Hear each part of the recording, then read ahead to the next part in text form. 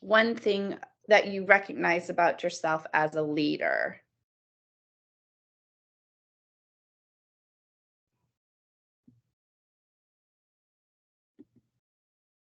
I can share one thing. Fantastic. I don't like to stop at a problem. I always like to find a solution. Solution oriented. That's a great trait.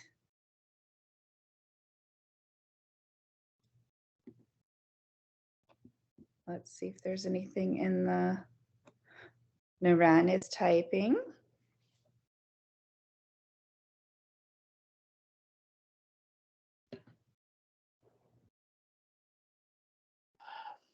Hello and good afternoon. I'm very sorry for being late.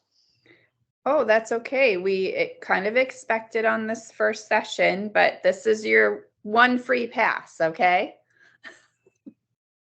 Okay, thank you. You're welcome. We were just talking about one leadership trait that you recognize within yourself.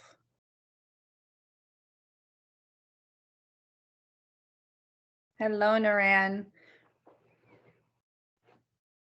I'm going to just give us about 3 more minutes for everybody to get logged in, and then we're going to begin. And while we're waiting, we're sharing one leadership trait that we recognize in ourselves.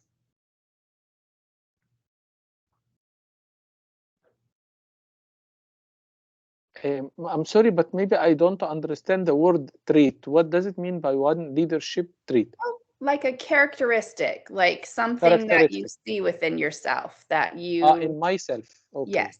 Mm-hmm. Okay. Should I write it in the chat? You can just tell us if you would like, or you can write in the chat, whichever you're more comfortable with. Okay, okay.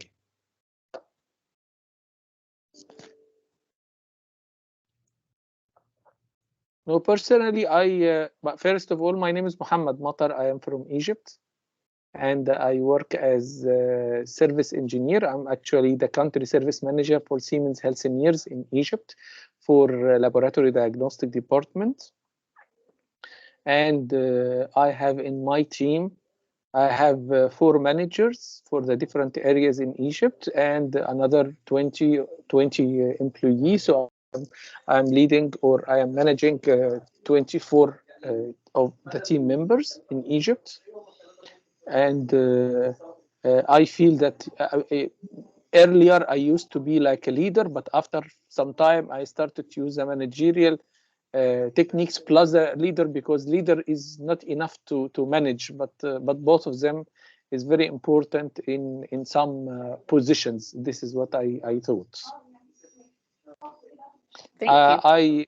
I like to include. I like inclusion very well. I like engagement very well. I like to teach by example, or being an example for something. I like to apply what I am asking people to do on myself before. This is what I do myself in the normal life, either for my kids, my wife, my neighbors, my friends, or during my practical life with my colleagues in the team. Very good. Thank you. That's a lot of things that... And it is 5 minutes after. Oh, go ahead, Liz. Hello, Lazat. My name is Lazat. Nice to meet you. I also want to share my own personality characteristics. It's focusing on the goal and supporting the team and to meet the team's needs, because team is the power with which we are going to achieve our goals. And if somebody will not satisfied or somebody will not be happy in the team, it means that all the job can be frustrated, you know.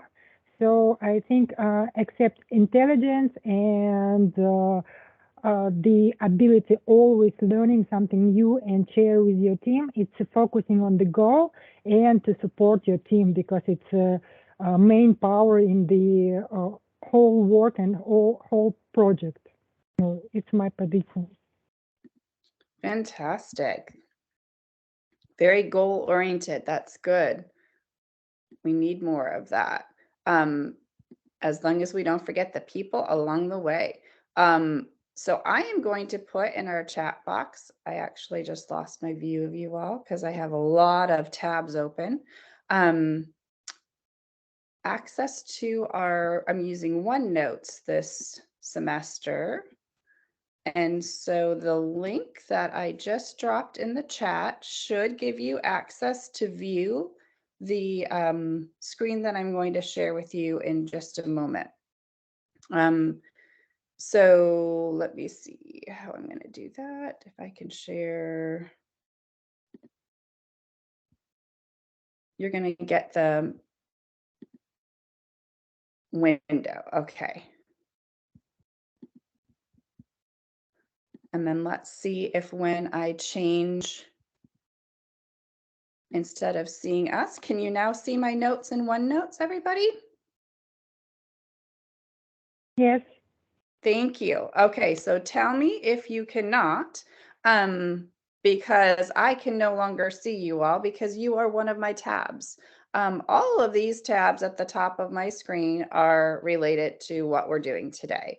So I'm going to go ahead and get started, and I will stop along the way. If for some reason someone joins the room and they don't know how to access these notes, if you can kindly drop the link back in the chat box for them so that they can also follow along if they so choose to. Welcome everybody to Organizational Leadership. I am very excited to see some familiar faces and some new faces. And it's exciting to know that even though I took you to the heightened level of challenge in organizational behavior studies, you still came back. So I'm very happy about that.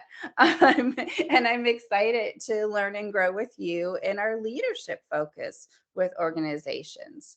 So the structure that I'm going to use this semester is a little bit different in regards to accessing information. I wanted to try out OneNote, which is a feature that you all have access to in your Microsoft Office suite of emails and Teams and apps that the university provides. And if you're curious about if you haven't used OneNote before, the app is OneNote.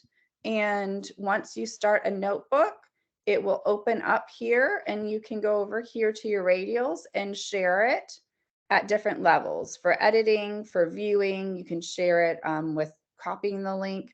I won't go over that in detail because it was pretty simple even for me.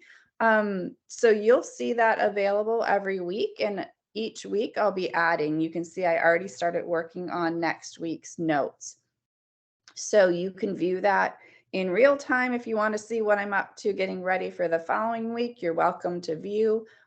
Always love your feedback and interactions on that. So for today, we have an overarching goal for this next, 14 weeks that we have together. And that is to learn how to be the leader we wish that we had. And when we lead for organizational change, when we lead multiple levels of an organization, we really want to look into ourselves and what we maybe missed in leaders that we've had in the past, or what we definitely remember and attribute to excellent leadership. So I'm going to start us off with a quick video with Simon Sinek. If you're not familiar with him at all, then I highly suggest you visit his site. You just type his name into your search engine and you'll find a lot of leadership support and information. He is well known across the US. He's actually, I believe, from the UK. And this is a synopsis. It is about 14 minutes. So bear with me because he covers a lot of his top discussions that he's had in the past within this synopsis, within this compilation of representation of what it takes for the top leaders. So let's see if we can. Hi, I'm Nicole Hockley from Sandy Hook Promise. I know this is hard to hear, but it's important. Middle management is the hardest job in any organization. Because when you're junior, I just want to make sure you're still able to see my screen. If somebody can give me a verbal yes. Yes, we can see. Okay, Yes. fantastic. Thank you. And audio is good? Pretty good, yes. Okay, thank you. your only job is really to do your job. That's it. And you get trained how to do your job. I mean, you all have to be licensed and go to school and learn how to do the job of being an accountant. And if you're really good at it, you eventually get promoted. And you eventually get promoted to a position where you're now responsible for the people who do the job you used to do. But the problem is they don't give us any training how to do that. You know, and senior people are thinking about entirely different things. They're thinking about the firm, they're thinking about strategy. And the problem is, so you have this middle group that's in this sort of weird mix where they have to be strategic, but not majority strategic. And they have to be tactical, but they're not majority tactical. And they have to translate what's going up here to down there and down here to up here. And most things break in the middle, because I'll meet firms where the leadership's amazing and they're visionary and they care about people and they want to do the right thing. And then I go down to the front line and they're like, yeah, this place is the worst. And so I'm like, what happened between here and there? And it's the middle. Most things break in the middle. And so I think there are two factors. One is we don't train people how to lead, right? So as I said before, when you were junior, we have to know what to do. We just do our jobs, we have to be good at it. And as we become leaders in this middle management, we're now transitioning to this job. We're now responsible for the people who do the job we used to do, but nobody is teaching us listening. Nobody's teaching us communication skills. Nobody's teaching us effective confrontation. Nobody's teaching us how to give and receive feedback. Nobody's actually teaching us leadership. So this is why we get managers and not leaders. And like, you would never ask somebody to do anything in accounting without showing them how to do it, ever. Bad idea, right? So why on earth do we think that we can just promote someone to a leadership position and expect that they know what to do without showing them how to do it? So that's problem number one, is the total vacuum in some cases, or just really minimal amounts of leadership training, and it needs to be robust. The other problem that I come across very often is I get some really wonderful self-taught leaders in middle management. They're reading books, they're going to conferences themselves, they're watching TED Talks. I mean, they're students of leadership, they have mentors. I mean, they're really making a go of it, and they complain that the senior management, all they care about is the quarterly earnings. And so the problem we have there is they're trying so hard to do the right thing, but management really doesn't care. So that's the opposite, right? And in those cases, I generally recommend that the right thing to do, I mean, quitting is always an option, but that's not necessarily the best option or the first option. But I always recommend to be the leader you wish you had, which is, I get the question, it is one of the, if not the most common question I get, which is, what do I do when I'm trying to do the right thing and my boss or my boss's boss or my boss's boss's boss just don't get it, you know? All they care about is money before people. And the answer is you can't control what you can't control. So worry about the people around you. Worry about the people to the sides of you, a level below you, even a level above you, and you be the leader you wish you had. And what you start to find in those pockets is these magical little diamonds in the rough appear. We worked with a large technology company, and we worked with a group where that's exactly what we did. We developed this whole leadership thing just for this little group in the middle. And yes, they started to do better and their numbers went better and the group expanded and blah, blah, blah, all the things you'd expect to happen. But one thing we didn't expect is that the phone started ringing off the hook from other people in the firm asking, can I get a job in your group? Because when the people who worked in this group would go out for lunch with their friends who worked in other groups, you know, how's work today? Amazing. Different stories, right? Different stories. And all of a sudden word spread across this 80,000 person company. And this was only a group of 150 people. Word spread across this 80,000 person company that everybody was trying to get into this group just because they wanted to work in it, because you had good leaders. When I was writing Leaders Eat Last, I got to the point where I couldn't do it.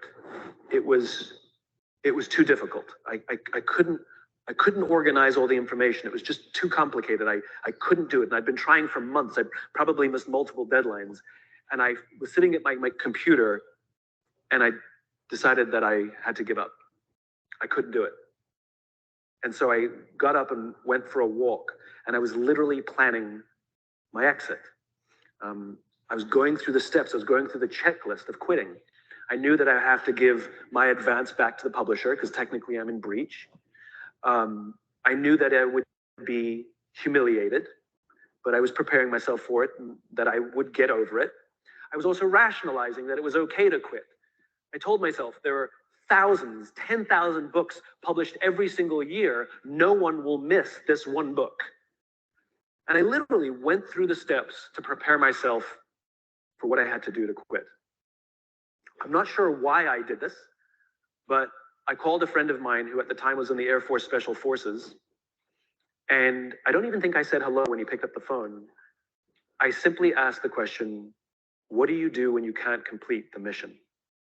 And as is his habit, he just started telling me a story. He was a helicopter pilot, and they had a mission in Afghanistan that was a suicide mission. All the intelligence showed that the air defenses were just too great, and none of them were going to come out alive. And it wasn't going to be one of those kill Hitler missions where we're all going to die, but we'll kill Hitler. This is like, we're all going to die, and the mission will also fail. And he was preparing his helicopter for this mission. And his wingman turned to him and said, what do we do? We've got wives, we've got kids. Do we refuse to go? What do we do? And my friend turned to him and he said, this is what we signed up for. We go. He asked me, he said, is this book more or less powerful than Start With Why? I said, the research has impacted me greater. It's more powerful. He says, all right, I'm going to tell you a funny story. Before I met you, I'd become disillusioned with the Air Force and I was going to quit. And I found this kooky little book called Start With Why, and it completely re-inspired me. And I decided to stay, and I'm a better leader now than I was before because of that book. And if you're saying that this book is more powerful than the first one, then we need this book. He said, this is what you signed up for. You have no choice. Clearly his mission was scrapped at the last minute. The underlying message of this is what you signed up for, you have no choice, wasn't a mean message. The underlying message was, and I will be here with you.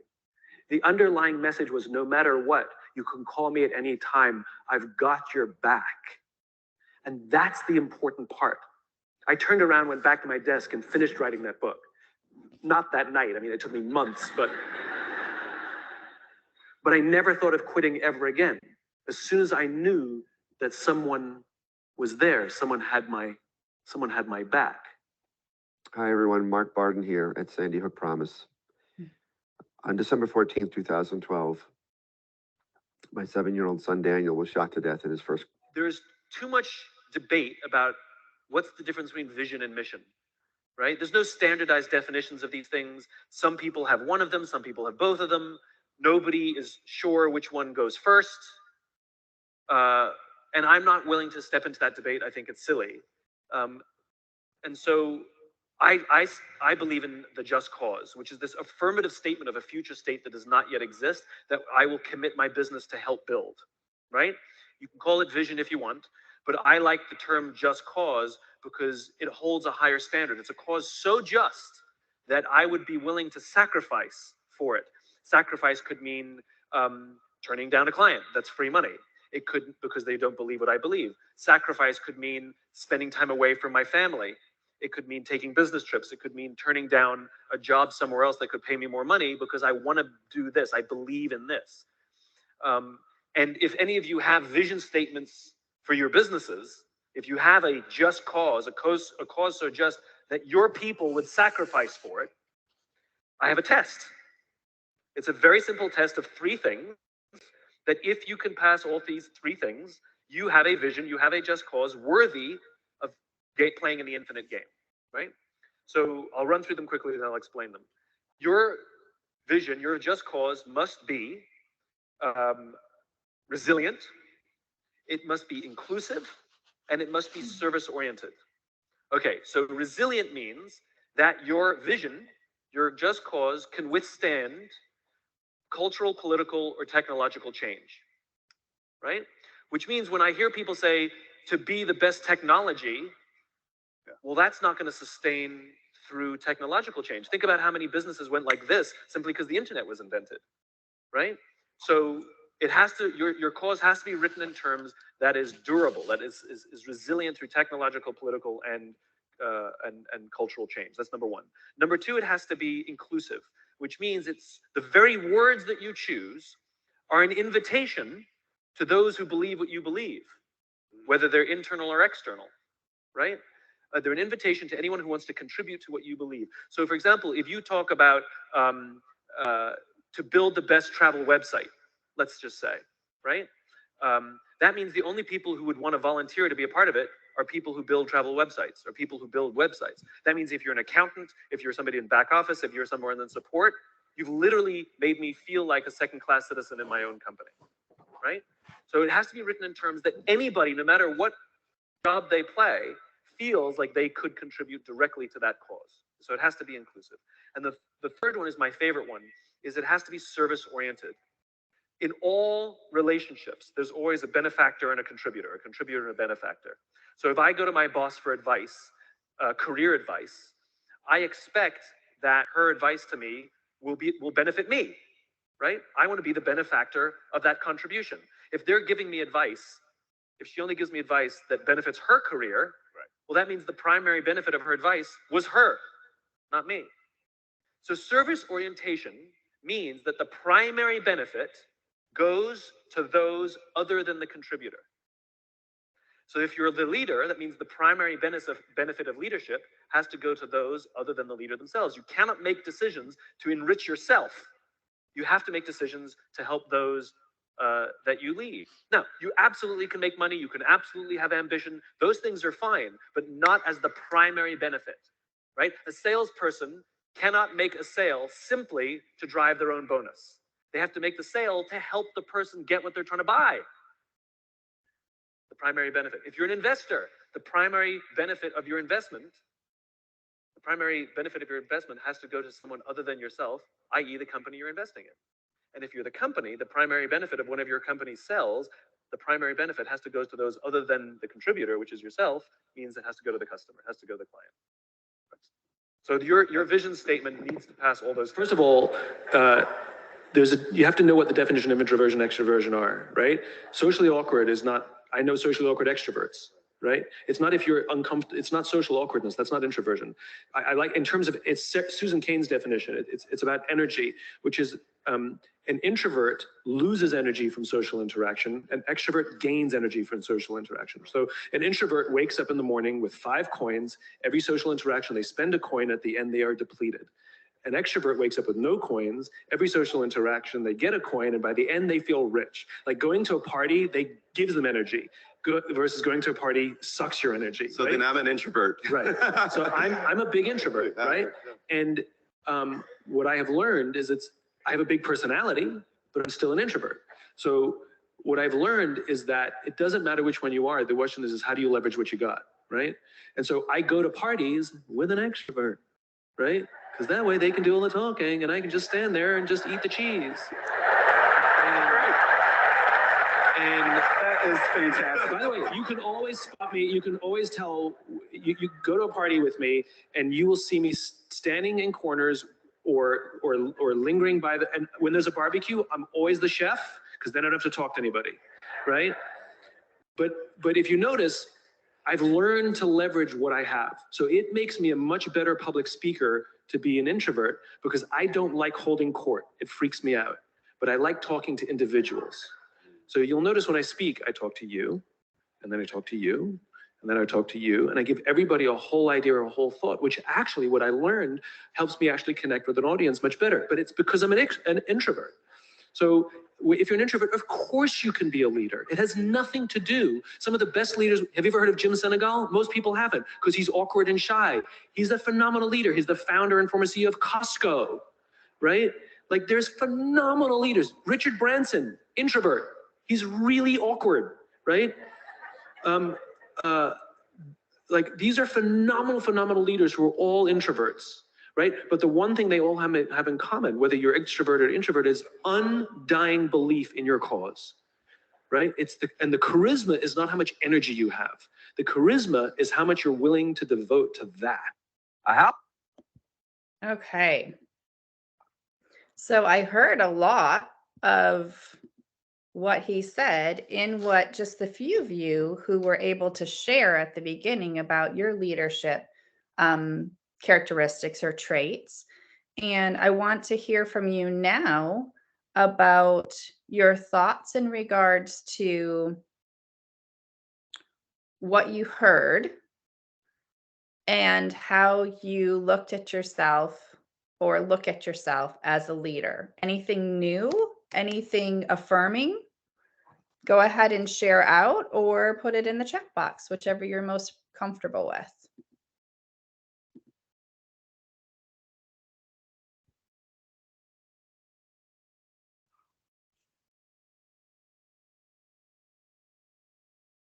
Can I go? Absolutely. Thank you for being the Well, risk taker. Excuse me. Well, I found what I found matching with my non-stopping as at problems is the first story of his friend, the pilot. We got to do what we are signed for. Mhm. So the job has to be done. Mm-hmm. This is what caught my ear. Yeah, and how it is, how to interact with those who you lead in your organization in a way that they would literally, for this example, potentially die for you, right? Mohammed Matar, you wanted to say something? Yes, but if Ahmed will continue answering what you were asking him, I just wait for his reply. Go ahead. Absolutely. Go ahead, Mr. Muhammad. Okay, so what actually it is a little bit was strange to my ears is that a leader can be introvert. This is little bit, I mean, something new for me because I was always expecting that extrovert, I shouldn't be a very extrovert person, but I have to deal with everyone. I have to be like a popular person to be a leader. This is what I thought it is one of the symptoms of a leader, but this is new for me and for my ears that an introvert could be a leader. So this is something I just learned about today. Thank you. Is it Samya? If I pronounced that wrong, I apologize. No, Dr. Rani, that's correct. Hi, this is Tamia.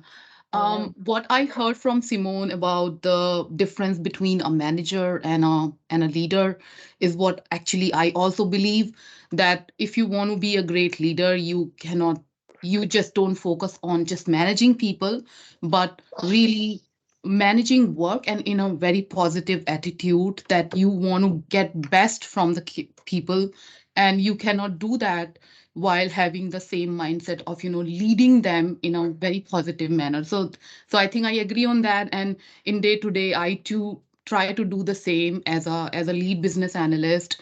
Many junior QAs and junior BAs report to me in IT industry, and I do the same, that I try to lead them rather than managing them. Yes, thank you. So before Noran goes, I want to go back to the introvert because I know we had a great conversation about that last semester when we were in organizational behavior studies, and many of you learned that I am an introvert. It's draining for me to do those events, just like Simon described. That is me in a nutshell. And I also want to point out that there were several of you that were introverts that struggled with your leadership identity and excelled when given the opportunity to try it in that safe space. So I was very, very proud of all of you, and very proud of our introverts for recognizing what they need as a leader to be able to lead. It looks differently than for an extrovert. And I think it is knowing yourself so that you can be better for others. So Noren, you wanted to share?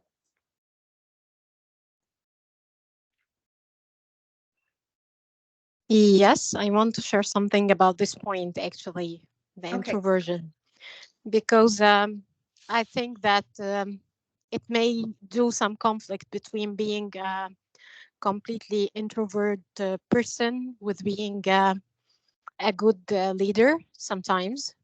And it is sometimes sensed not from the leader himself, it is sensed from the team he's leading, because that makes some barriers during daily discussions or the daily activities they do together as a leader and his team. So I think what the person who think he's introversion, he have to be somewhere between introversion and extroversion. He can be completely introversion person on the personality test, as we have talked previously. Mm-hmm. And go ahead. yes, for the first part, Simon have discussed the issue of the middle group or the middle management people whom are immediate between the senior and the juniors. And actually, I'm facing something, an issue in this part in my current job, because they think since you are turning to be a junior to a manager, you have to have the full skill to do that. Or when somebody hire you from junior level to manager level, he thinks that you have nothing to learn. You have to come to be a manager directly. And I think this is completely wrong. They have some things to make him learn, or they have to educate him how to be a manager, because he cannot be a manager from his side directly. So those are my 2 comments. Thank you. Thank you. I want to leave the floor open for anyone else who wants to share before we go into our next elements.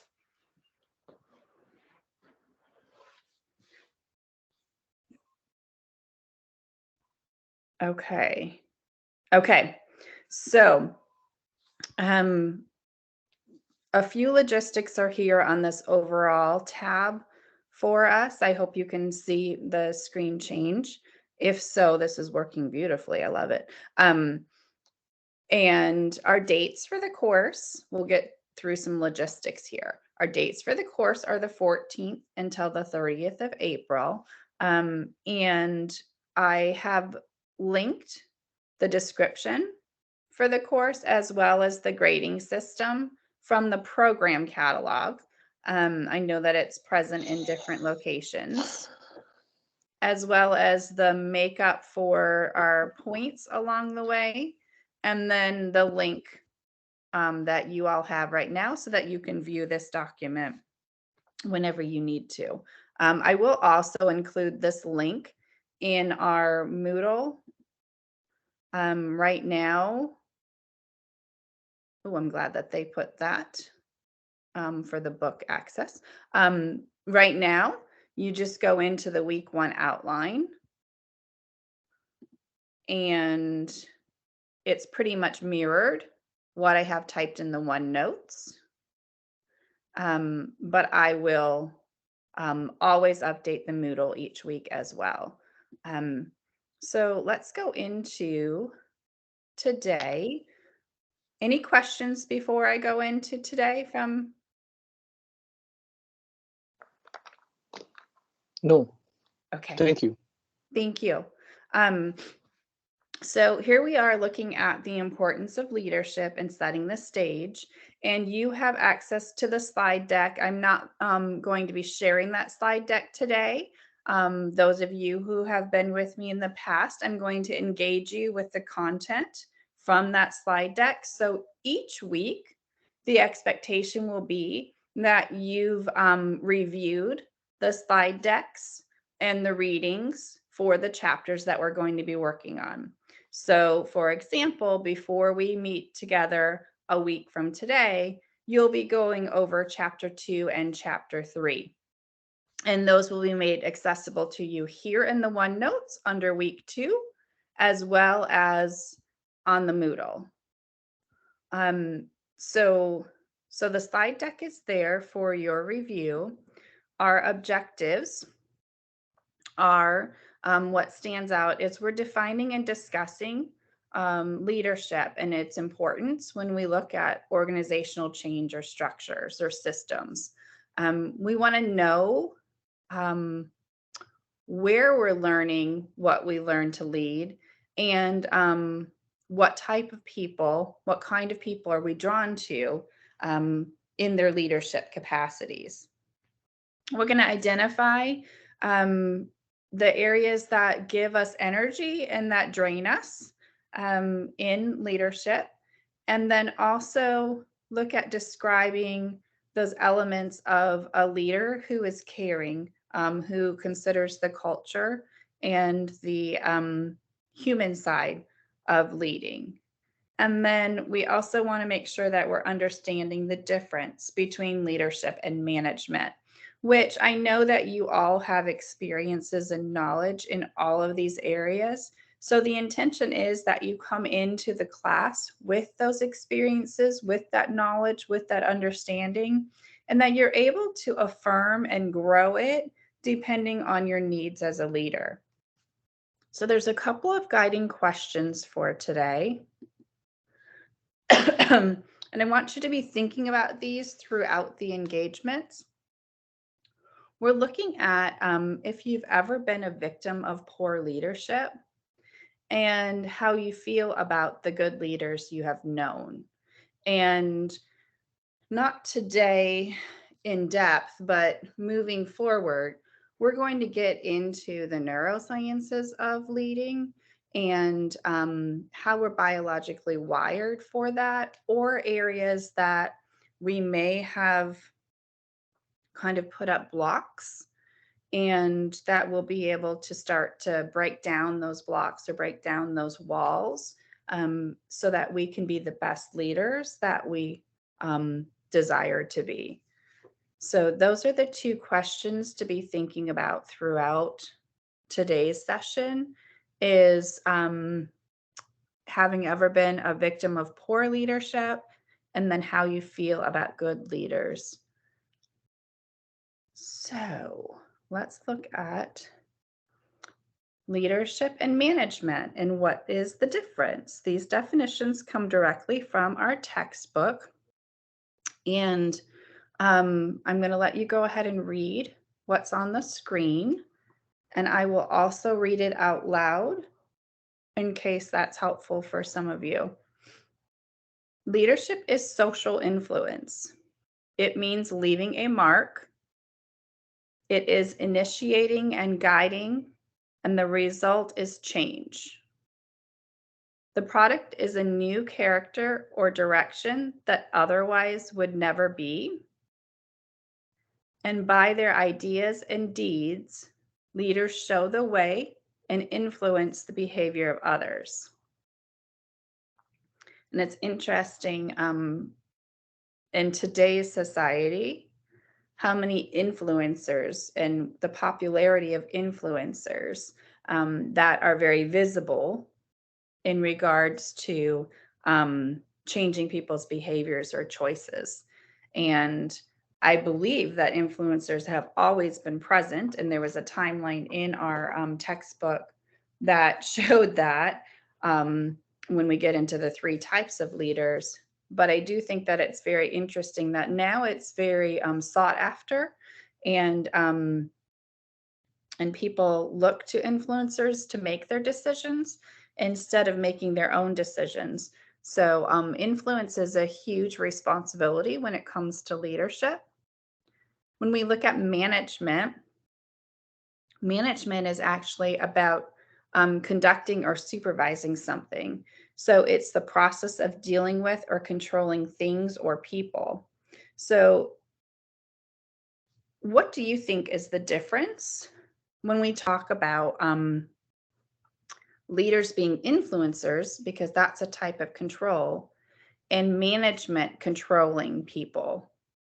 I would love to hear your thoughts, either in the chat box or go ahead and just share out just a couple of people.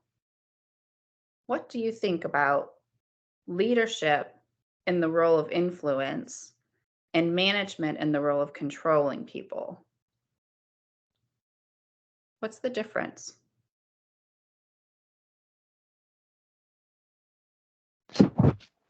Hi, Professor. Yes. It's Mansoor here. Nice to hear your voice, Mansoor. Okay, thank you. I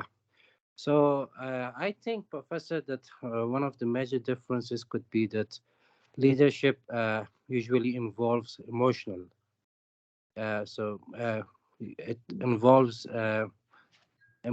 emotional intelligence, while management involves like professionalism. So when managers control their subordinates, they try to manage them like the task behavior and not the emotional intelligence. But leaders try to influence their the pupil through feelings and that kind of things. One of the differences that I think could be there. Thank you. Would anyone like to share more? Hello, everyone. Hello, Professor. Hello. I would like to share my opinion about leadership, that it's mostly about motivation, giving advices, mentoring the subordinates or the team. It's I agree that it's mostly like not emotional, but it's like your action then can influence on the full motivation of the team or the person. As about the management, it's absolute like controlling the process when you or even micromanagement, where every execution is controlled by some other reason. For instance, like quality control or the check of the quality of at least, for instance, a product or service. So it's can be combined in certain way whenever there is reason.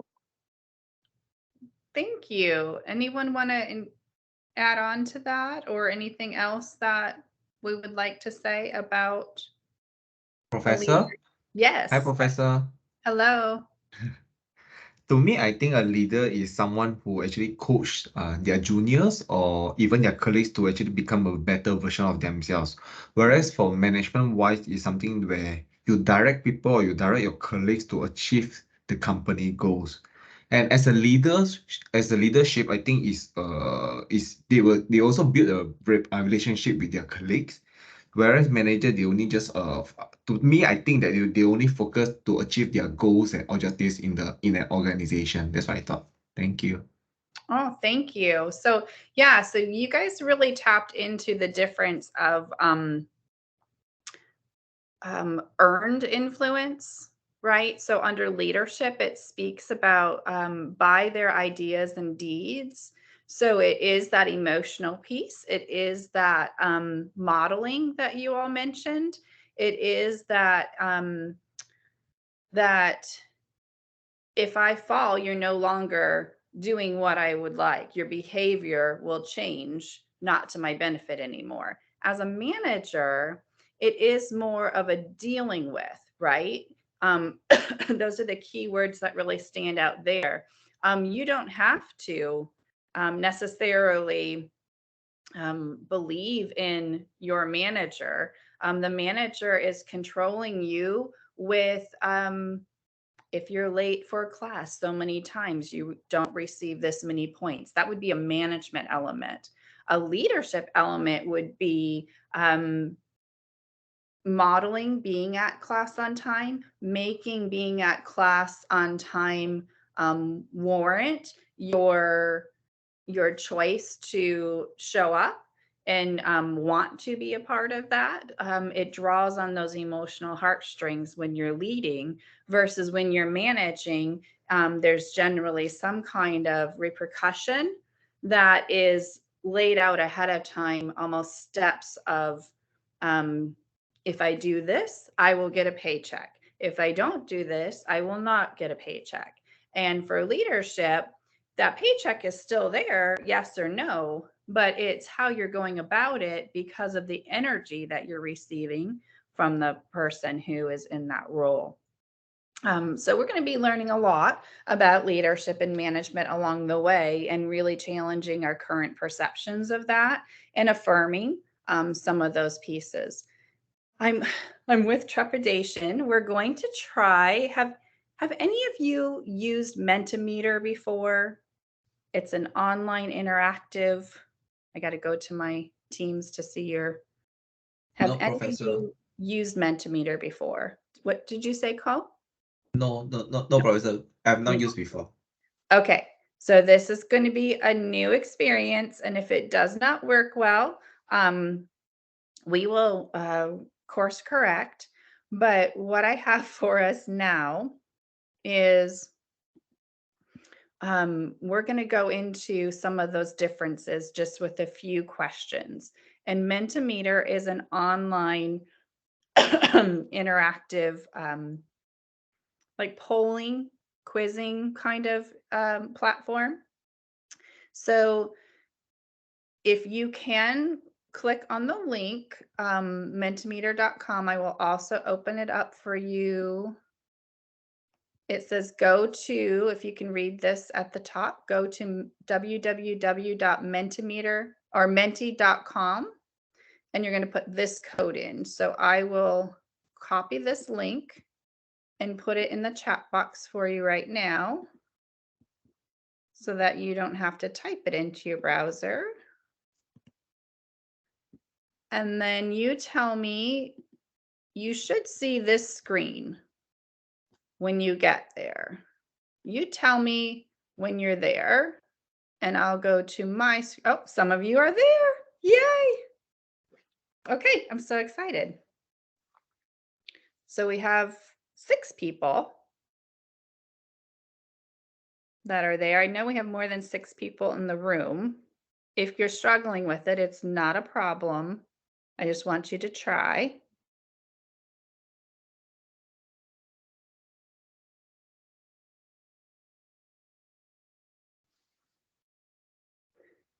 So Henry Fayol, and this is back before I was born, identified functions or processes of management. And these are the functions: planning, organizing, directing, and controlling.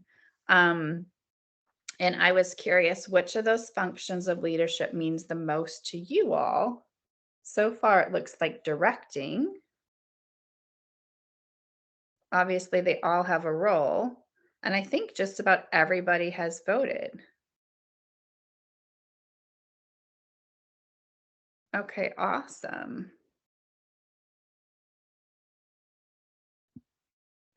Okay, we're changing our minds. Oh, more people are voting. Okay.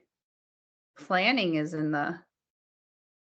While we're voting, does anyone want to share their thoughts behind what they selected?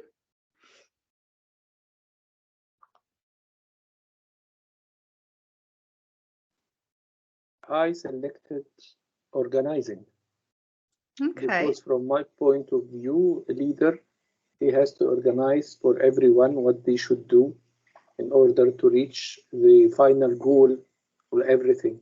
So I would go for this function of the leadership, which is organizing first of all. For sure, all the 4 functions are fine, but I would start with organizing, then I will go for the others as well.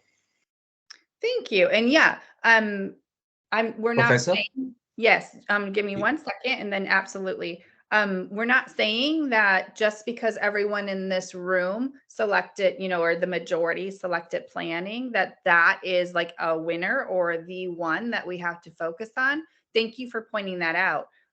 All of them are important. And I just want to hear from your selections why it became essential to you or why you might have selected it. So go ahead, whoever was next. Professor? Yes. To me, I actually selected the planning, but there's a there's the reason why I actually chose the planning element. To me, is if your leadership fail to plan, they actually plan to fail. So basically, when you plan to fail, everything other element doesn't matter anymore, even for the organizing, directing, or controlling. So it's a very simple. To me, the priority goes to planning. Yes. Yes, planning is essential too. That's a great Thank you. explanation for it. Thank you. Okay, so let's see. All right, this is our next. So my screen should have changed on yours, but if not, you can enter the code at the top again. Are you able to access? How do you describe leadership?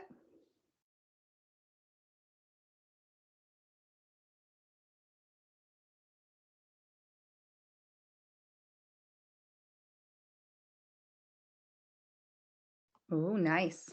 Directing, not a boss, unique.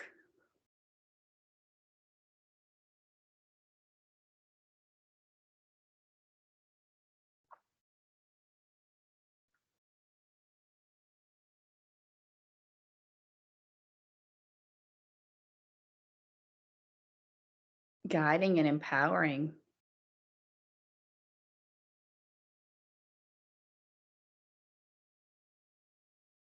Guiding, influencing, motivating.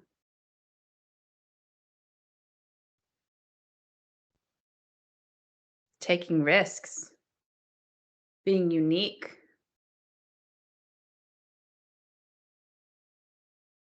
I believe you can add more than one term if you choose to, more than one description.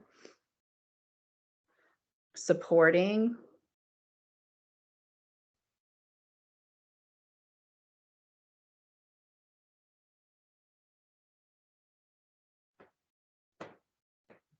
Empowering.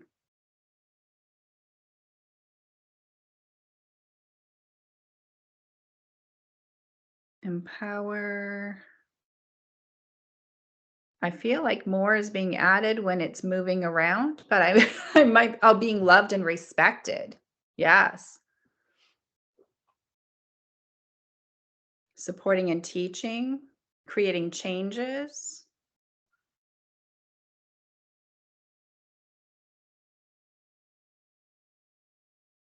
Being a leader, not a boss.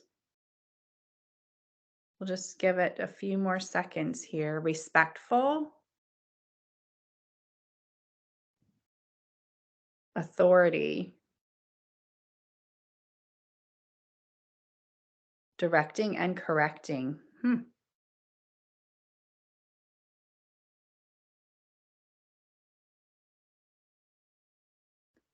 Excellent. Okay. Influences. Motivating teams. Charisma. That's straight from the textbook too. Someone's right on it. Okay. Influencer. Okay. So the great thing about Mentimeter is as long as your professor does it correctly, I can save all of our work today and I'll add that link to our OneNote and to our Moodle page so that if you want to go back to these screens at any point, you'll have a visual of it. Fantastic. Lead to success. Directing and correcting, influencer, being able to influence, being a leader, not a boss, focusing on the goal. Fantastic. Okay. I'm going to go ahead and take us into the next screen. All very pertinent descriptions of leadership for sure. So now how do you describe management? Same process, but for management.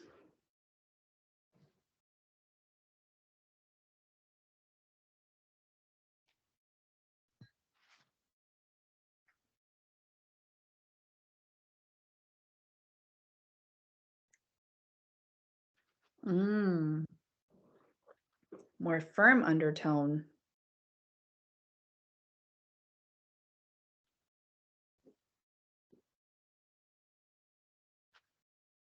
Full control, minimize risks, guidance, forceful, controlling,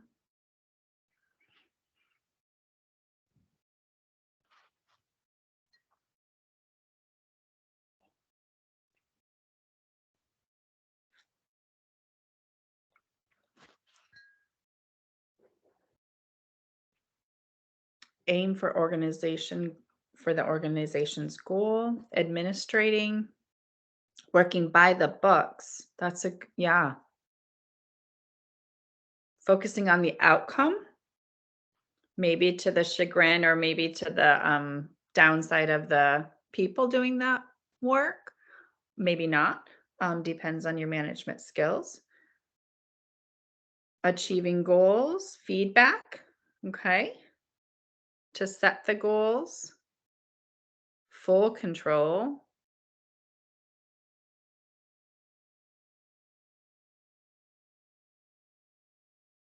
has authority, sets goals, organizing, having a vision, organizational structure, strategic, wise, responsible,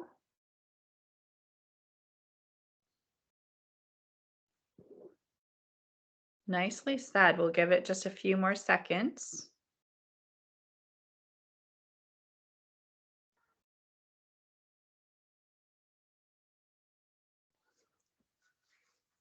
Minimizing risks, Sally.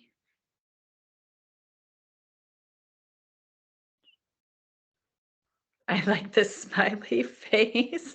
I'm glad to know we can include emojis. That's fantastic.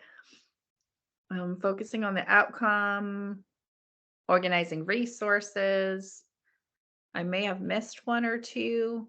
The structures, policies, and rules.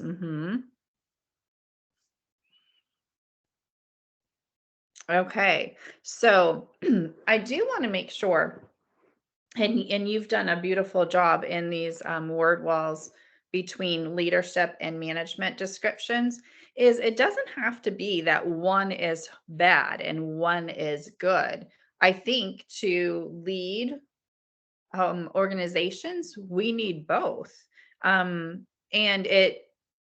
how we deliver both is very dependent on things like our leadership style, things like the needs of who we're leading. I think someone had said on the last slide or two, it's not always about, management isn't always about about being negative. Management can be the element that helps us be more successful leaders, depending on how it's done, as long as it's working in sync for the benefit of the company's goals, the organization's goals, and all people's voices are included and heard. So nice descriptions there on both. I think we have a couple more. Oh, so now we're at Dr. Martin Luther King, and he is known for saying, what is he famous for saying? Dr. King.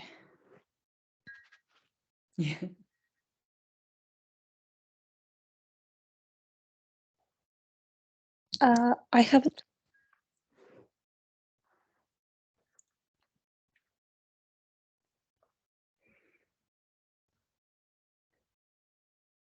And I'm trying to remember when I posted in the WhatsApp, I'm going back to it right now as you guys are.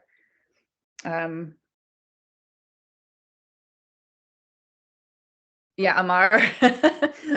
Amar kind of gave everyone the answer if you were in WhatsApp. So if you just said, I don't know, go back to our strand of conversations from when I posted on Saturday the link for the room. And he messaged back, I have a dream, I have a dream. And it was Martin with a smiley face, because he was all about speaking of his dream and developing the vision and the plan and the work, the job that went along with it along the way. So we're going to do a little bit of an engagement with that in a minute, but to honor him today. Okay, so this one I have to actually share some text with you. And I'm not sure if it's going to work, but wrapping up the work for this chapter or this section. Let me find the text that went along with this. Okay. Karl Marx believed, and Alfred North Whitehead wrote, the behavior of the community is largely dominated by the business mind. A great society requires leaders in business to think greatly of their functions. Low behavior means a descending standard of life. Those beliefs add to the importance of leadership in the work setting. Principles and practices on the job are repeated and have impact in the home and larger community. So, in what ways do you agree or disagree to Karl Marx and Alfred North Whitehead?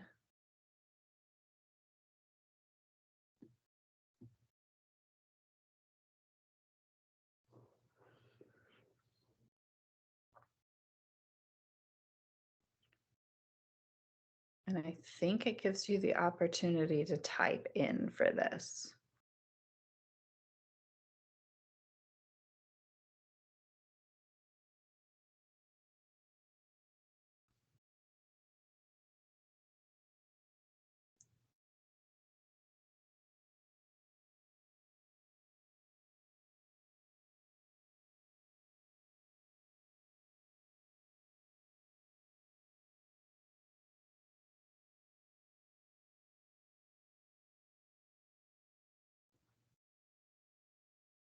I have an agree.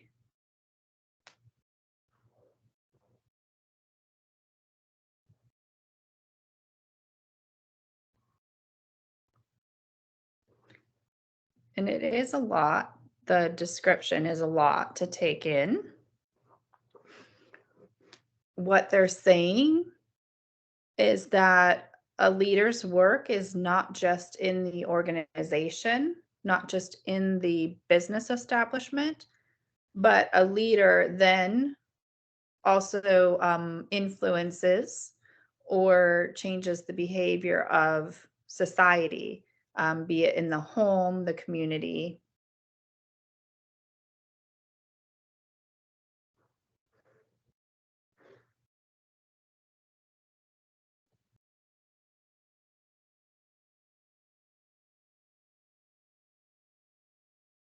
Yes, the role of self-confidence is important.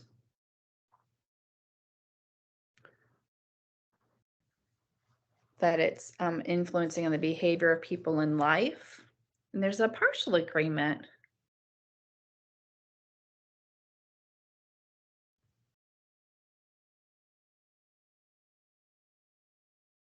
A leader is held to a different degree of standard where it has to be examples in all their positions and situations. For example, we wouldn't want a leader of a school, of an educational system, to, in their daily practice, demonstrate that education is not important, or demonstrate that they aren't fit for leading that education system. Society needs thinkers and doers.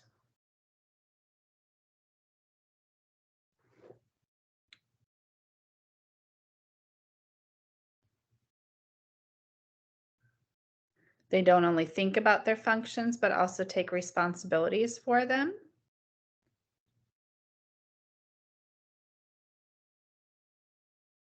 Setting a good example.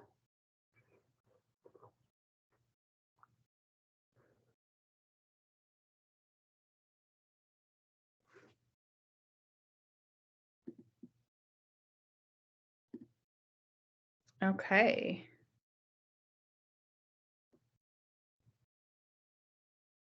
I think we still have some thinking on this one. And I also understand it can be difficult to read that much complex text and respond in the same manner. So I'm going to go ahead and see, I believe this was our last. Yeah. This is the end of the presentation, so I will save that for everyone. And I want to come back to the group before we get into more content. How did you like using Mentimeter? Was it easy from your end? Yes. Good. Good. I'm getting a lot of thumbs up.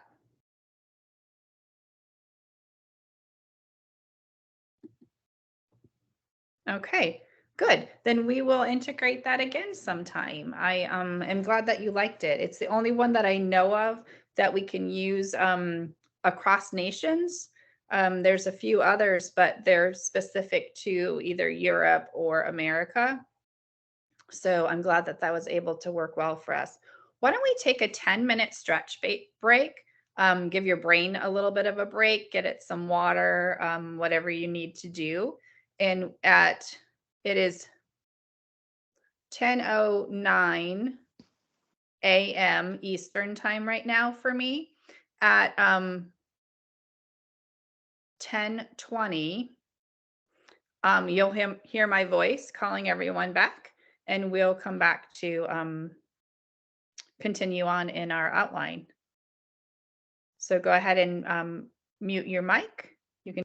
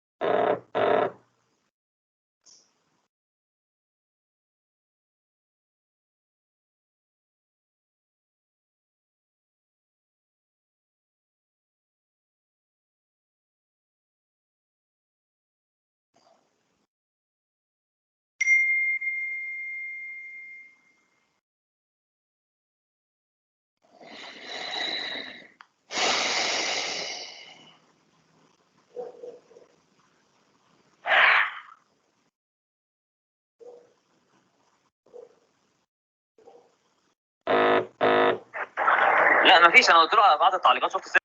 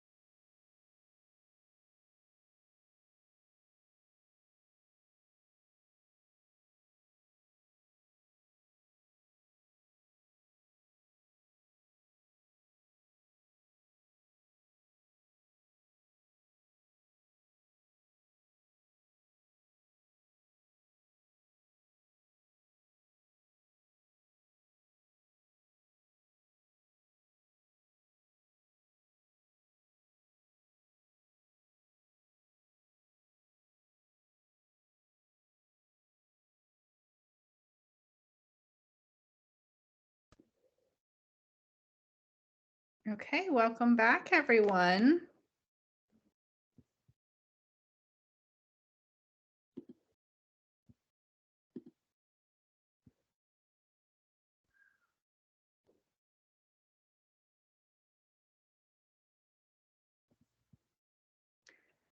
Okay, we have a couple of more areas that we're going to focus on. But before I start, I want to just give me a thumbs up if you're back in the room. Excuse me. I'm here, yes. Thank you. Fantastic.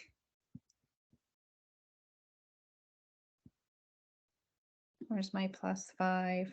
Okay.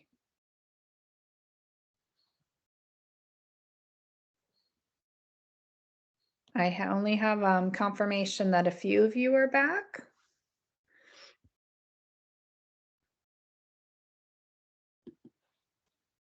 I'm here.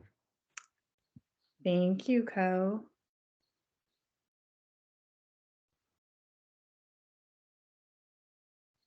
Okay, I'm going to go ahead and start back up because I want to honor your time. And I also want to set precedents that when we take our break, we come back and make sure that we're back on time, if not right before, because there's much to do.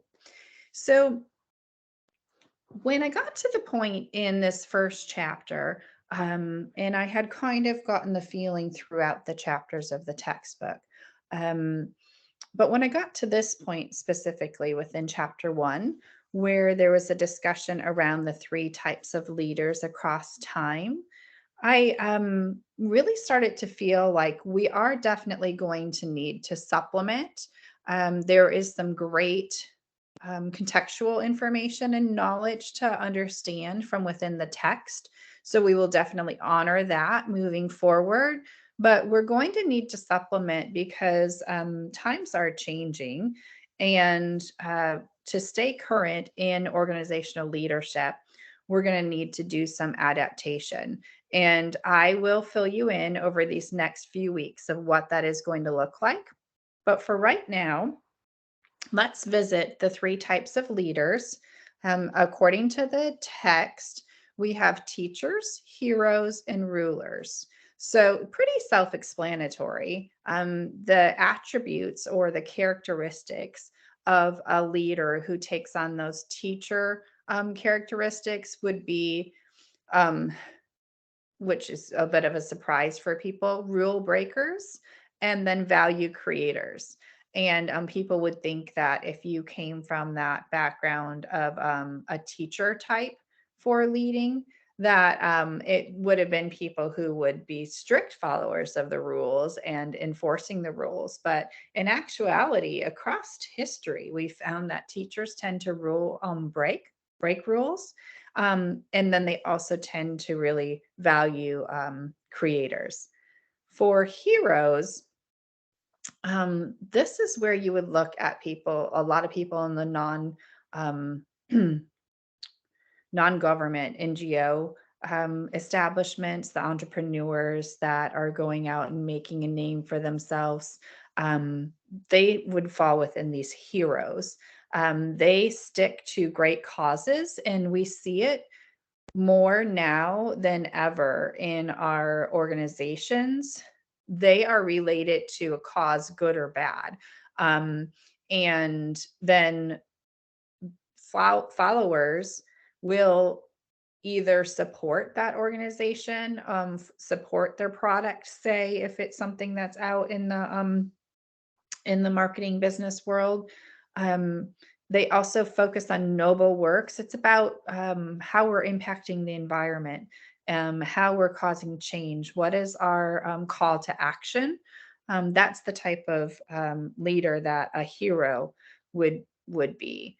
And then rulers, those were the types of leaders that would dominate others, and they would exercise their power. We still see that politically in some nations. So the 3 types of leaders, the teachers, the heroes, the rulers, all give us something that we may potentially relate to historically. But like I said, It also brings in the trait theory of leadership and how that can expand across time. And so what I did, if you're curious more about the leaders within those 3 types, page 14 of the textbook, at least my version of the textbook, it's in page 14, offers a very thorough timeline across history. And what I found in that timeline, and then also in this next resource, is that there's a whole century, there's decades of work and leadership that isn't represented within the textbook. And so that's what is feeding my fervor, if you will, for supplementing some work as well. So let's look at the trait theories across time. And if you think about teachers, heroes, and rulers as the types of leaders, when we look at traits across time, we have different research on the evolution of our leaders. And though the textbook shares a great deal of very historical leaders, we're talking about BC, we also can look past this previous time frame of from the 1940-ish to 2000s and look at the evolution. So we started with, it's hard to read the font within the colored text box. I'm sorry, it's hard to read the white font within the colored table boxes, but I will give you some of the highlights.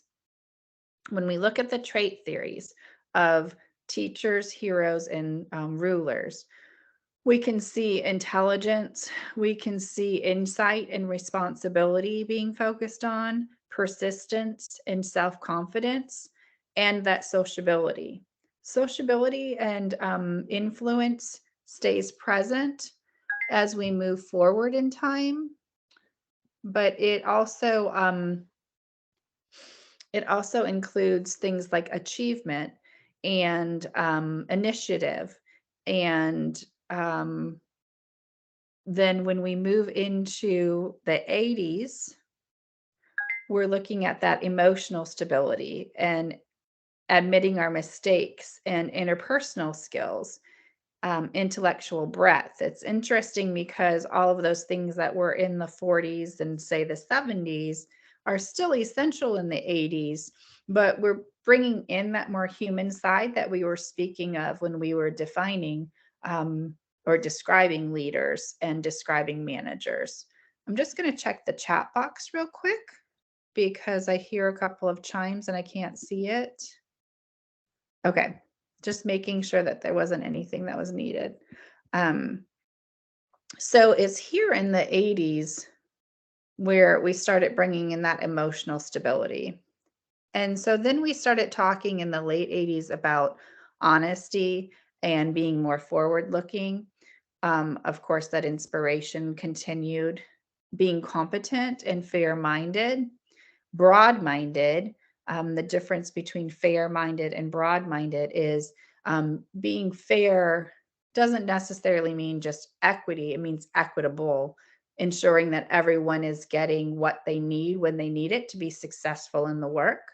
That was a role of the leader. Being broad-minded meant keeping that whole picture in mind, zooming out as to the impact in the considerations for the overarching goals of the organization. And then when we entered the 90s, Kirkpatrick is actually some of the studies that was in the work that I did in my leadership program.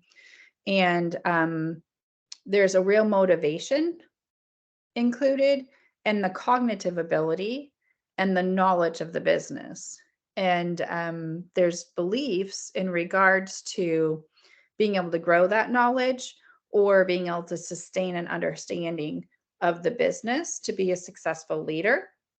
And then also having a skill set that allows you to be able to understand the organization, systems, and structures, and transfer that to any organization for their systems and structures.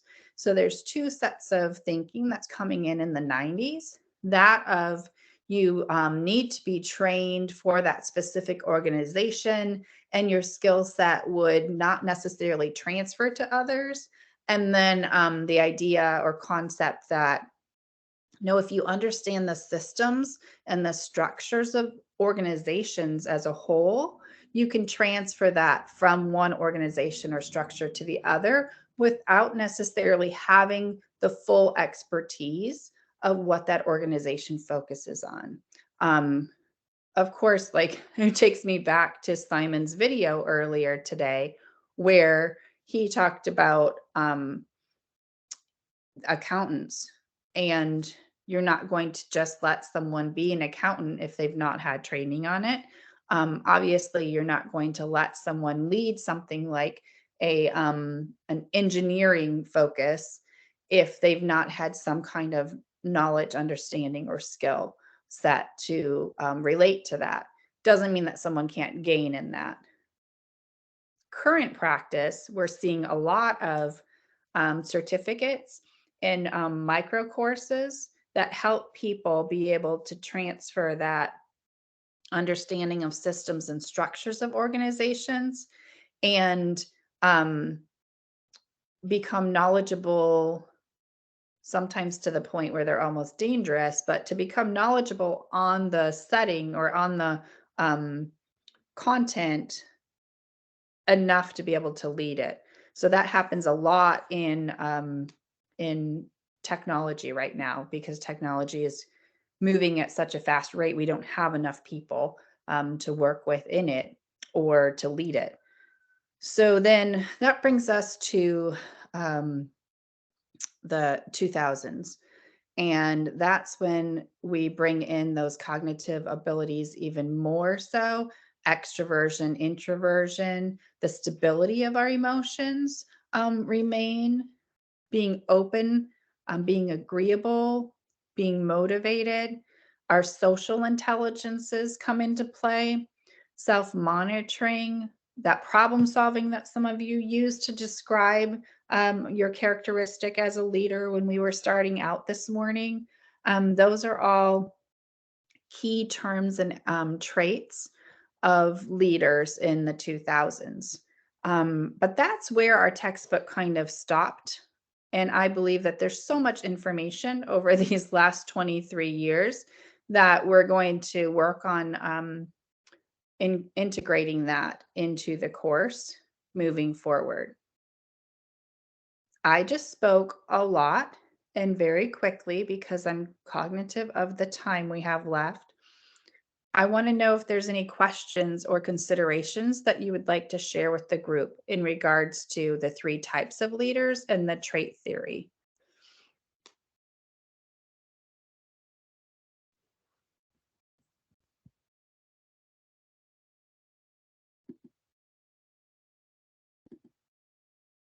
I have a question. Yes.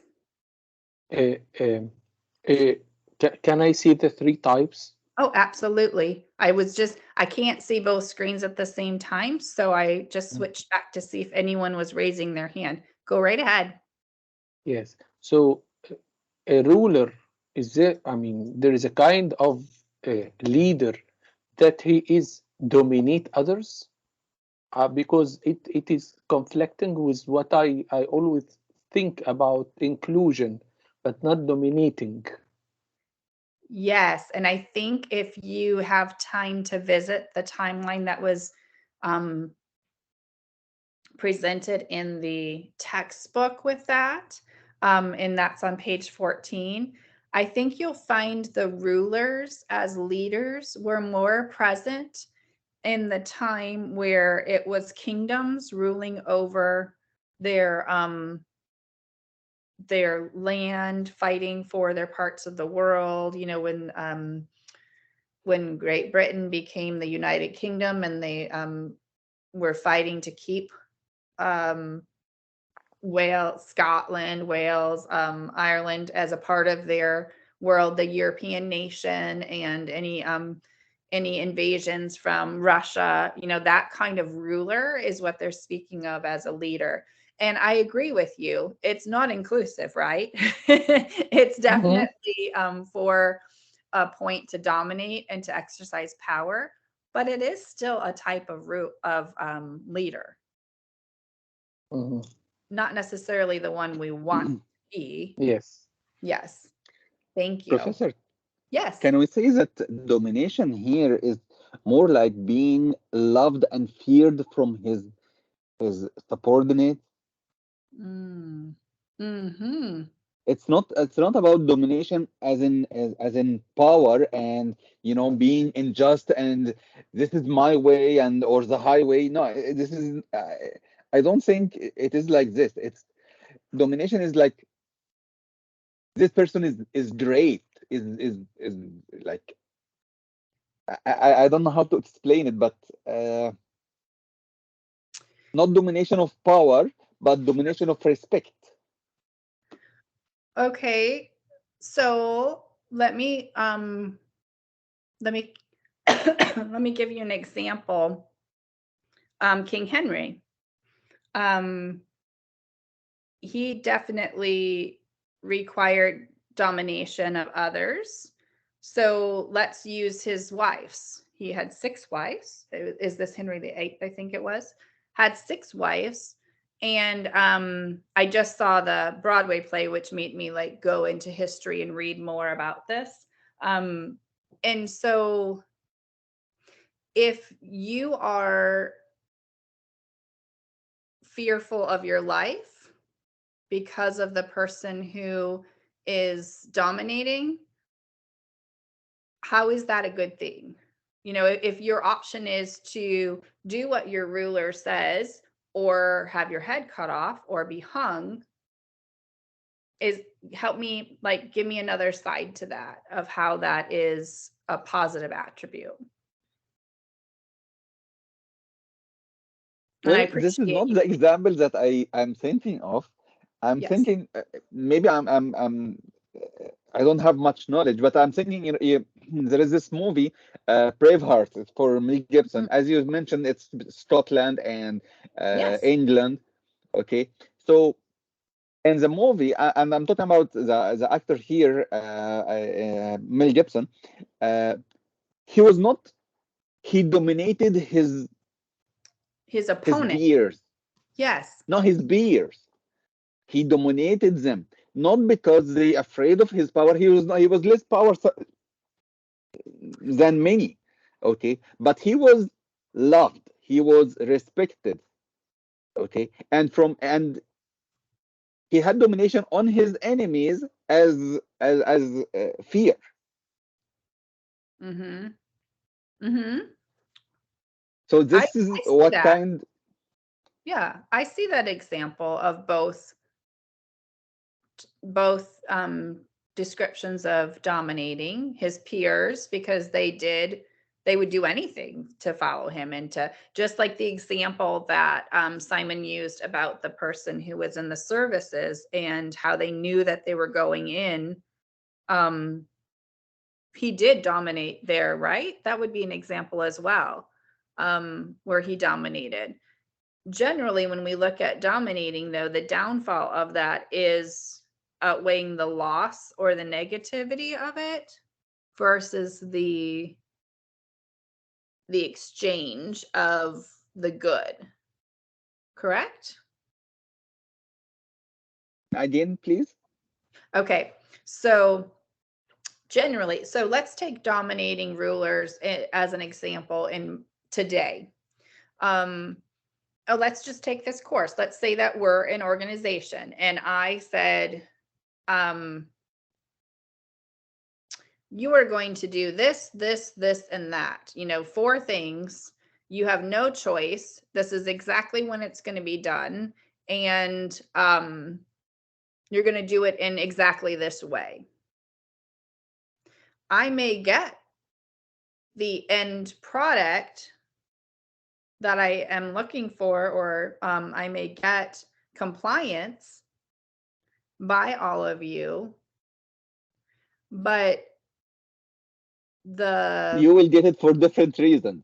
Yes, I would get it for a different reason. I would get it because you want to finish the class and get out of here, not because you see the value in the content then and can transfer it to your practice outside of the class.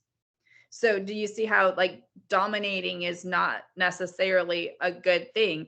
Dominating for him in Braveheart got him to the end goal of what he was looking for. But what happened after that? What happened when he didn't need them to follow him anymore? You know, like the curtain closed on the movie. If it's still occurring in life, what happens to all of those people? How many of them are able to take that experience and contribute at a change level into their society? Right? No one of them was able to be at his level. You're right. Well, not to argue, but I think domination here, it has many different meanings and many perspectives. Well, if I would like to say something also, we take care that dominating others is combined with exercise power. So both are combined together under the rural leader. That means he is dominating and exercises power as well. So it looks like not the being loved more. I mean, it looks in the other way. I think that they mean the other way of domination that will lead to exercising power as well.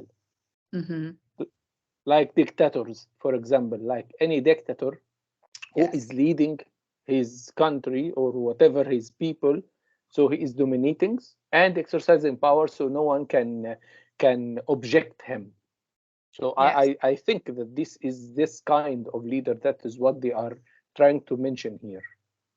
Yes, thank you. And absolutely no arguments happening here. This is a great discussion, and it's important for us to all have this discussion so that we can solidify and extend and be openly curious about these three types of leaders. So thank you. Anyone else have any thoughts about this?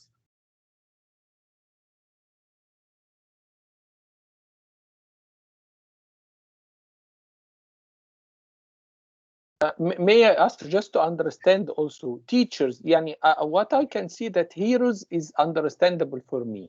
Yes, we have leaders who are heroes, that they are great causes and they do noble works. That is very, very obvious. But I just wanted to understand also teachers, that they are rule breaker. That they mean they break the rule to reach something else, that it is known for everyone. So he is leading a people or leading someone by breaking the rule and reaching to something that was away of their mind, for example. And what does it mean, value creator? So he is creating a new value, for example. Is this right, what I understood?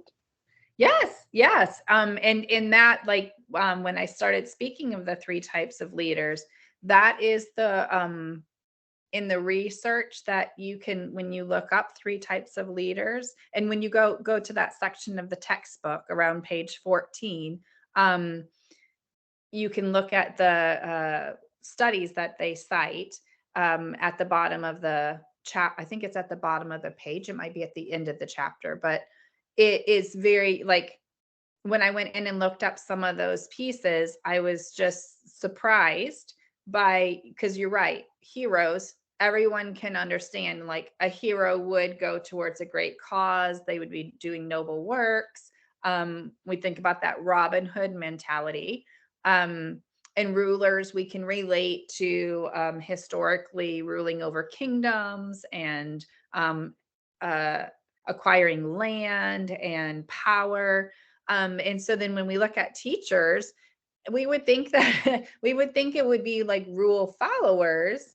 and valuing identities, because when people are traditional educators, they go into ensuring that the standards are met, that each student is allowed to learn and build their own identity.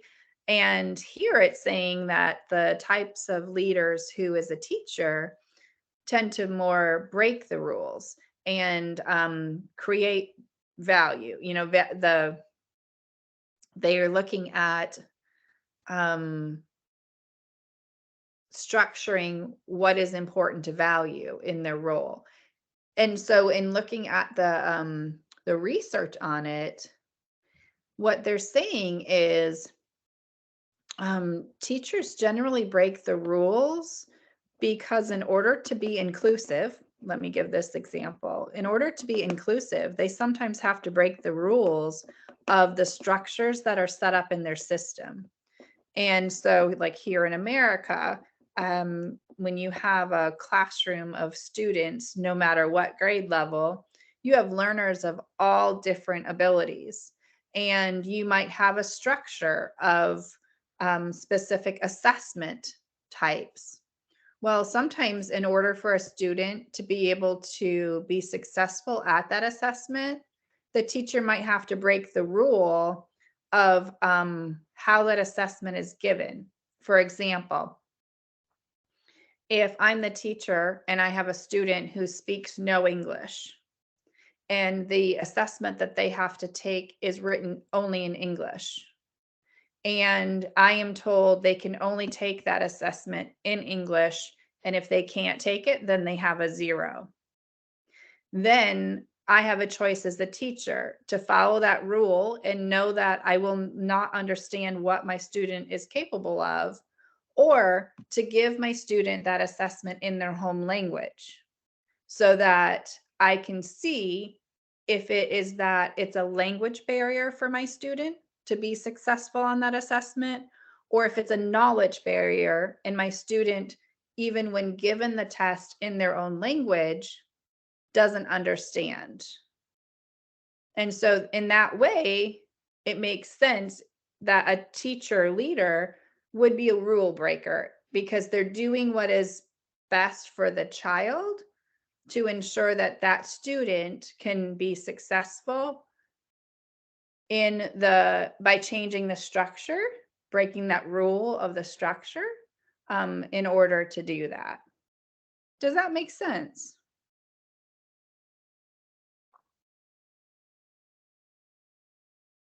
Yes, it makes lots of sense. Thank you for explaining that. You're welcome. Now, I'm not saying that you have to agree that that's a great system that we would have in education, because it's not. And we've done a lot of work to change that. We've done a lot of work on universal design for learning, so that everyone has the learning opportunities accessible to them.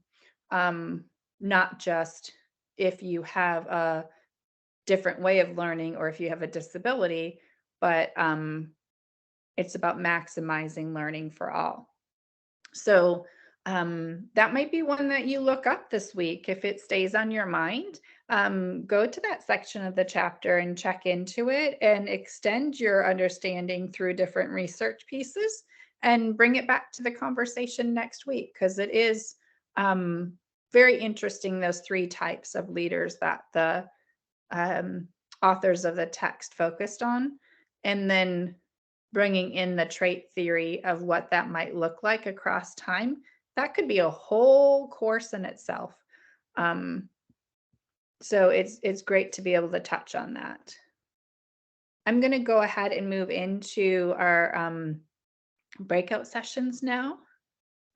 And that's going to be our focus on Martin Luther King, given that today is the honorary day for him here in America and what he's done for social justice. And so what I wanted to do is I did ask you, I know it was on Saturday, but I did ask you to bring with you understandings of Martin Luther King, his works or whatnot. And that's not to like catch you off guard or anything. What we're going to do is we're going to go into your breakout rooms, and hopefully one of the people in your room will be able to pull up what I have on the screen right now. And you're just going to have a discussion about Martin Luther King in regards to all of these areas that you see on the screen in the boxes. So you're going to discuss his leadership elements of what qualities did Dr. King have? What were some of the environmental factors during his time of leadership? What kind of examples of interaction between him as an individual and his environment took place that brought his leadership to light or tested his leadership? And then any additions that you have in your discussions. So this really isn't we have to have an answer for each of these squares on the page. This is about getting into a rich conversation. We can agree to disagree. We can disagree and come back with some clarifications that you want as a group. But really, like, use Dr. King and these leadership elements to engage in a discussion that will support you in better understanding leadership elements through this example of Dr. King, through his works. Any questions about what I'm asking you to do?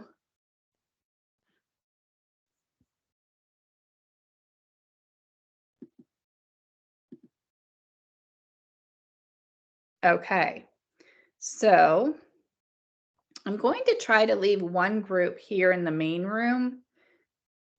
And we've already established that I am challenging myself technologically today with the new OneNotes and the Mentimeter. So if I accidentally don't do that, I may pull people from a couple of the rooms to bring them back out. Thank you, Judalyn.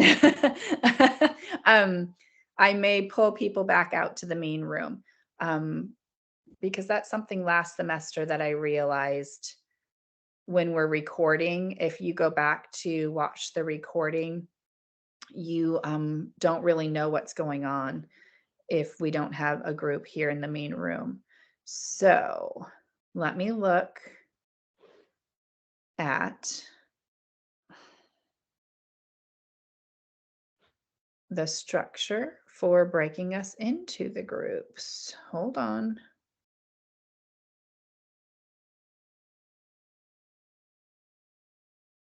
That's just the visual. Go down here. Nope. Okay, give me 1 second, guys, because I'm going to stop sharing my screen for 1 second and see if it.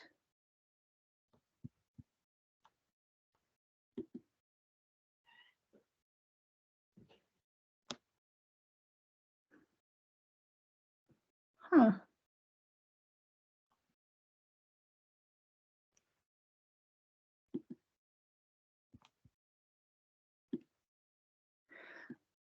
So I'm having a moment here where I do not see the breakout sections.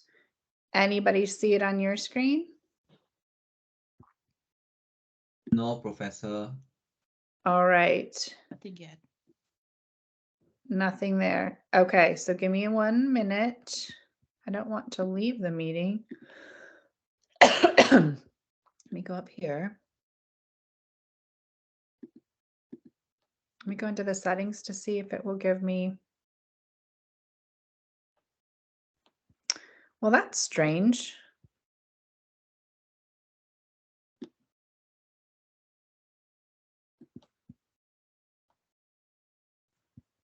Okay, I'm going to have to play around with that. So I don't want to use your time on that. So what we're going to do is I will once again share the qualities, environmental factors, interaction between the individual and the environment. So what I want you to do, instead of doing breakout rooms, because it's still not showing me how to do that. And I will check with technology. Yeah, it's not showing me the option. What I will do is have you choose one of those things. Choose Martin Luther King and the leadership element of quality, the leadership element of environmental factor, or the leadership element of interaction between the individual and the environment, and post your thought in the chat box. And then we'll open the conversation. So take just a couple minutes to think about it. Think about Dr. King. What were his qualities? What were some environmental factors? Or what were some interactions that he had with his environment that demonstrates a leadership element? And then we will discuss. And thank you for being flexible with me here.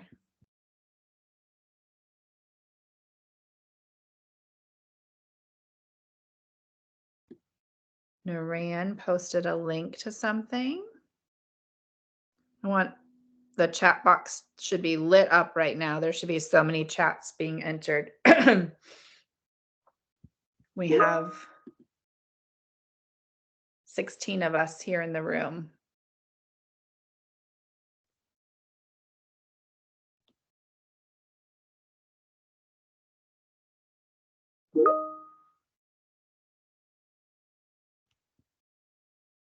Thank you, Naran. I just want everybody to share their thinking on it. And then we might get a chance to engage with what you're sharing as well.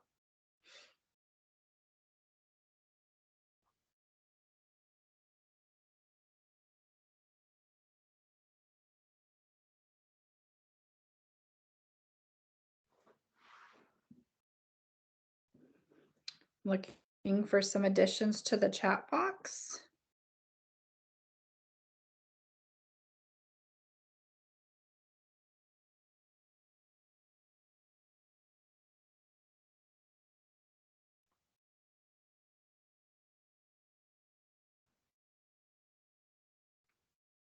Naran can't be the only person with a thought on this.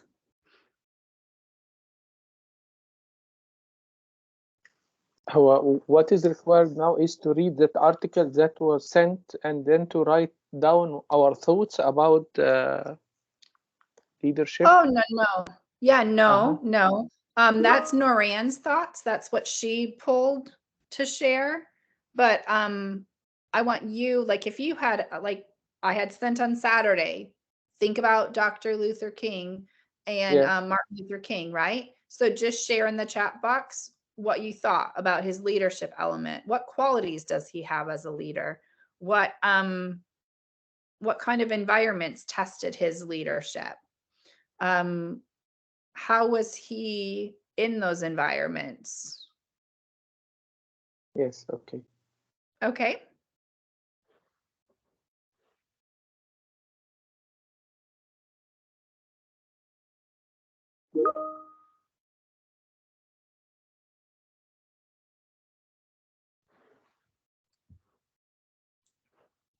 So we have thoughts from Noran and from Ahmed.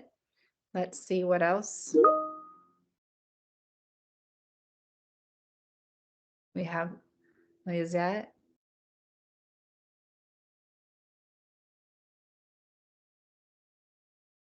I'm going to give it a couple more minutes.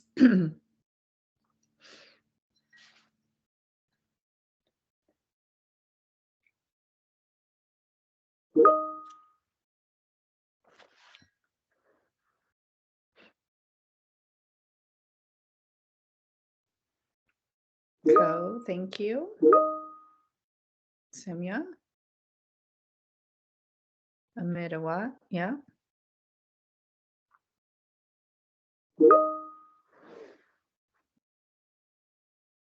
Judalyn.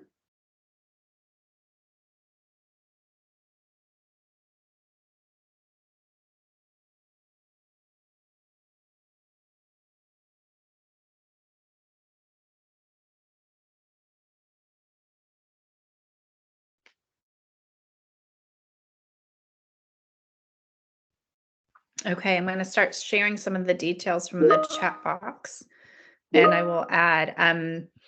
So I appreciate, Noreen, that you brought in that study of the 12 elements, and it'll be a great resource for everyone to visit. And then it's interesting that you didn't know much about him and learned through that, because it is, you know, his movement was very much here in the US. It is awesome, Ahmed, that he had his dream and was able to impact so many others with it at a time in our country that many are not proud of. He was able to stand up and stand strong against some of the political leadership. That's a good example of those three types of leaders that were going on. He became a teacher, he became a hero to remove the biases that were represented in what was more of a ruler approach in regards to our equity and inclusion in the US. His qualities, we had a few people offer suggestions about his qualities: his intelligence, his self-confidence, his determination, creativity, nonviolence, problem solving, keeping his eye on the goal of freedom for all. He was a visionary, looking for an equal society, and he was confident, respected, inclusive,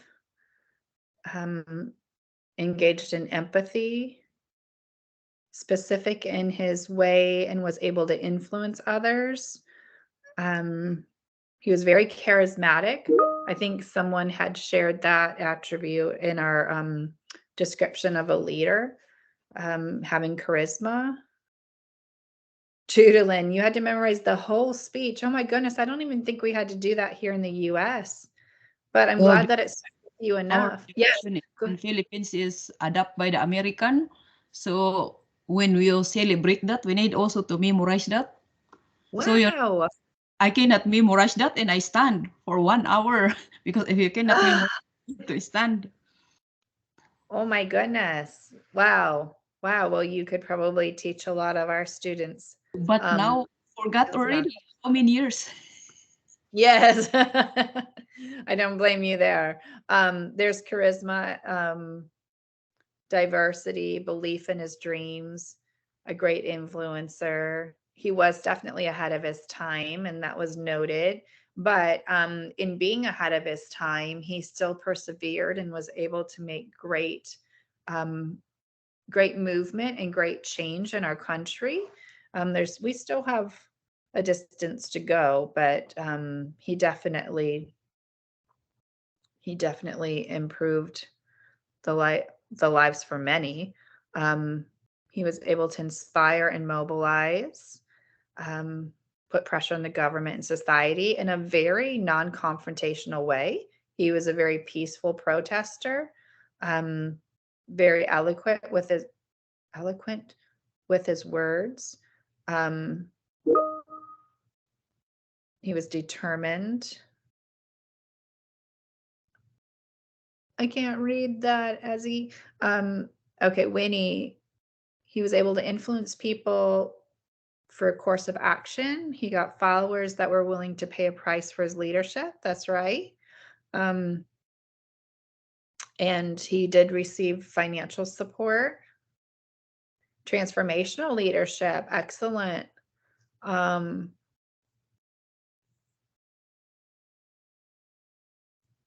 He fought against racism. He was committed to his cause and had integrity. He was resilient.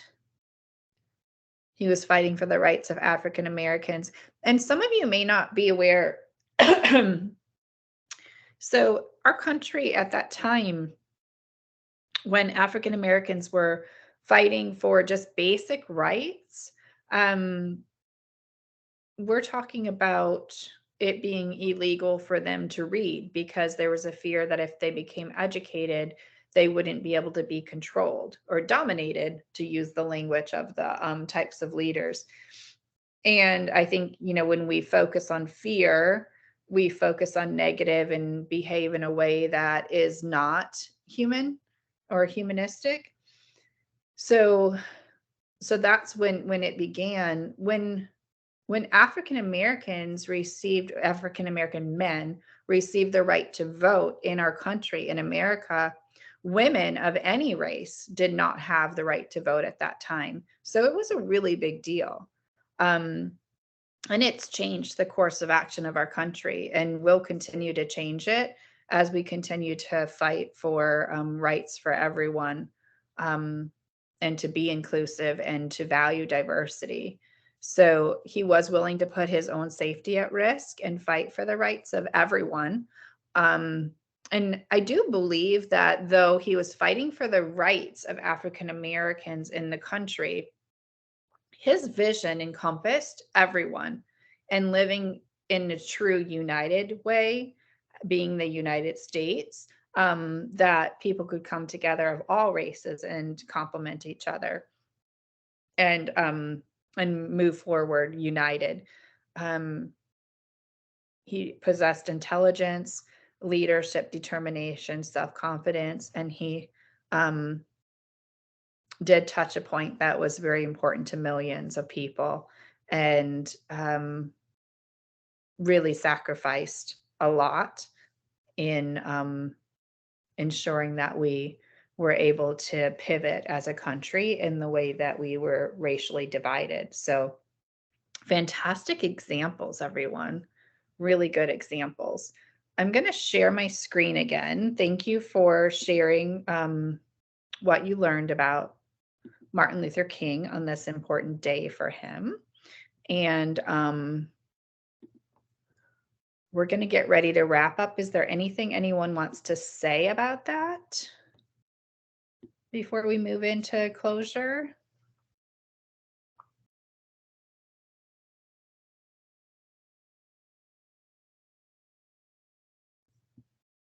Okay.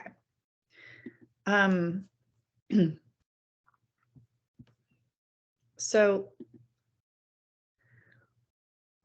we're going to periodically have connection work throughout the semester.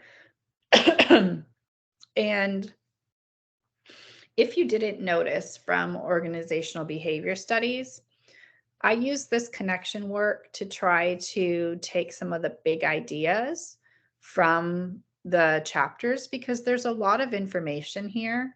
And so from this week, to be able to self-reflect and keep note of your own growth across the course of the 14 weeks, as well as to help prepare you for the final exam. You want to look at these connection works as doing just that, offering opportunity to self-reflect so that you can engage in this course in a different level, you can engage in your workplace in a different level, and you can be empowered to use your leadership skills across those touch points of your work, your community, your family, etc. So this week, our connection to work for you to just be thinking about is thinking about where you've learned about your leadership skills. Where has that evolved from? And describe each learning area based off of experience, examples or models, or particular books, a school experience, or online learning experience that you might have had. Simon Sinek shared with us earlier in the start of the session about how there were some great leaders bubbling up within the management zones that were falling apart because the lead of the full organization wasn't recognizing, valuing, or extending that work. So you might want to go back and visit that segment of that video, whatever is pertinent to you. But do think about where your leadership skills were learned from. Where did it come from? How did it evolve? Doesn't have to be a lengthy explanation. Just even if you put a few bullets underneath, what personal experiences did you have, or what examples or models, or what books, school experiences or online learning experiences really helped shape you to where you currently are as a leader. And then the other question that you're going to look at is, do you possess the qualities people want in a leader?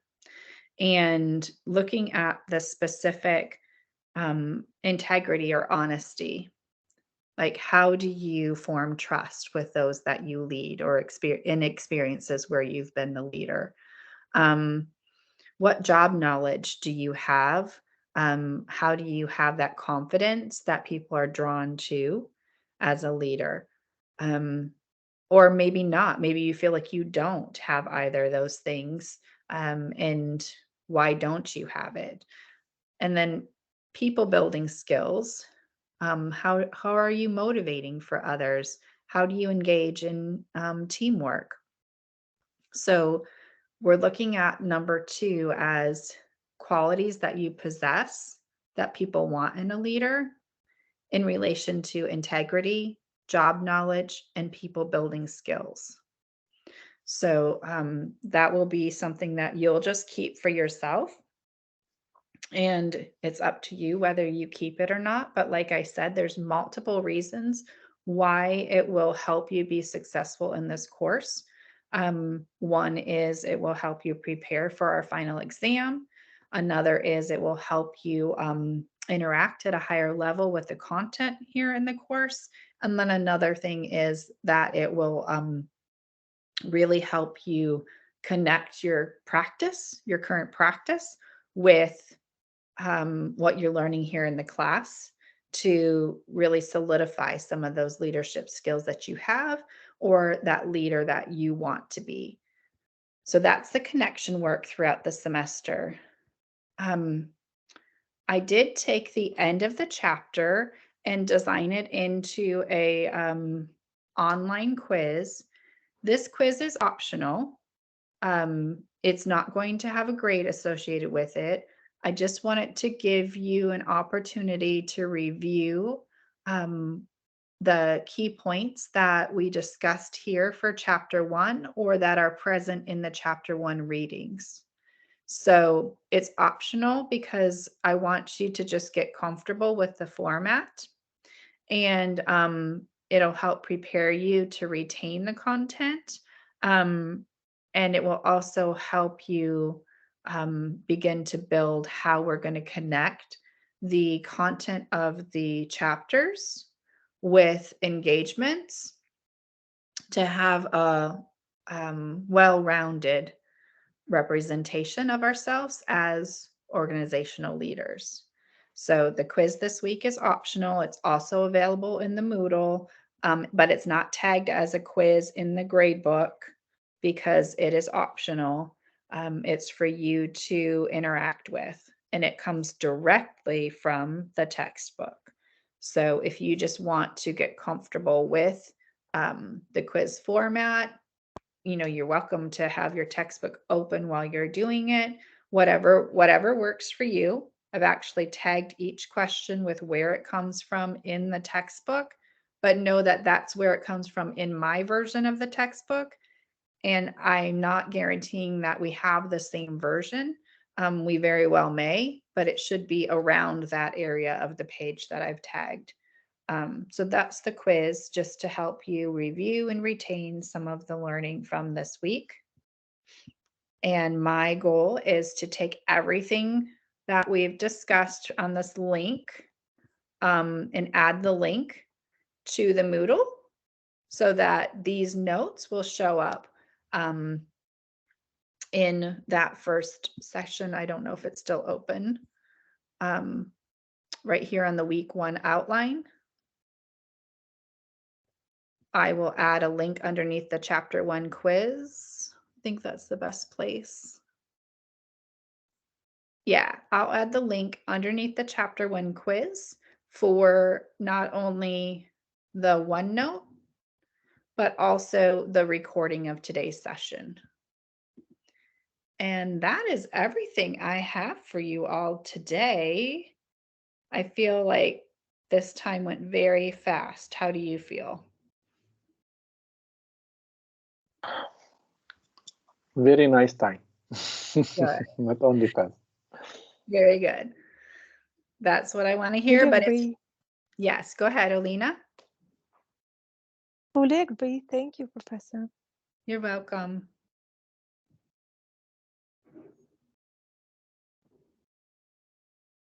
If there's anything that you need me to do differently and you're not comfortable sharing it out here, feel free to reach out to me. I will, by the time you wake up tomorrow, have session 2 in the OneNote. And then also, I won't be, you have the link for that. So I'll have session 2 in the OneNote, and then I'll also have it seated in the Moodle so that you know. But when you walk away today, know that you have one thing that you need to do for sure, and that is review the slide deck and the chapter readings for chapter 2 and chapter 3. That's all I'm asking you to do and to have with you, for, is that understanding when you come on Monday next week. You'll see in the OneNotes throughout the week as I continue to plan the kinds of things we'll be doing. I do request that you don't click on any of the links or anything while I'm working on it, because that's what we will do in class. The only thing that you need to do is review the slide deck or read the chapters for chapter 2 and 3 and be ready with that understanding or knowledge when we meet next week. And everything else I will have prepared for us. I'll hang on if you have any questions. If not, have a lovely evening, and I look forward to hearing from you during the week or seeing you on Monday. Take care, everybody. Thank you, Thank you, Professor. Professor. Thank you. Thank you. Bye. Thank you. Time. Thank Bye. you. Thank you. Bye. Bye. Bye. Bye-bye. Thank you. Bye. Thank you. Thank you, Professor. Bye-bye.